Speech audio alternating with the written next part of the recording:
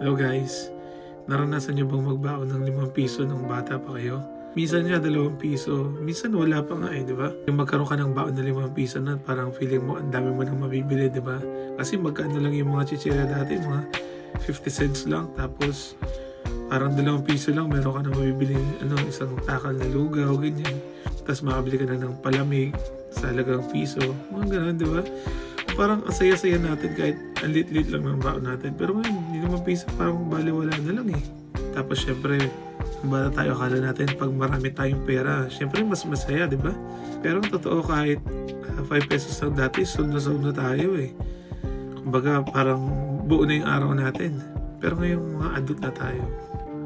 Minsan, kahit na malaki na yung pera natin, pero feeling natin parang kulang pa rin. Parang hindi pa rin tayo masaya.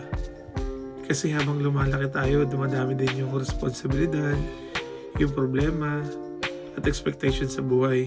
Pero may aral yung 5 pesos na saya natin noon.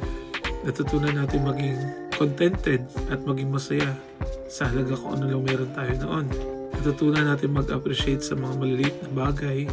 Yung parang 5 piso lang pero ang laki na ng ngiti mo, di ba? Natutunan natin na ang saya ay hindi binibili kundi nararamdaman pala.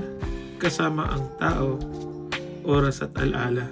Ngayon, hindi naman mali ang mangarap ng mas maayos at mas magandang buhay. Pero huwag natin kalimutan yung mga simpleng kaligayahan na dating pinasaya tayo. Kasi minsan, hindi problema ang kulang sa pera, kundi kulang sa contentment at gratitude. Kasi ang tunay na yaman hindi sa dami ng pera, kundi sa kakaya maging masaya sa simpleng bagay. Kaya kung dati 5 piso lang ang baon mo pero masaya ka na, alalahanin mo, hindi mo kailangang bumalik sa dati. Kailangan mo lang balikan yung mga simple mindset na kaya mong sumaya kahit sa maliit na bagay. Disclaimer lang, no?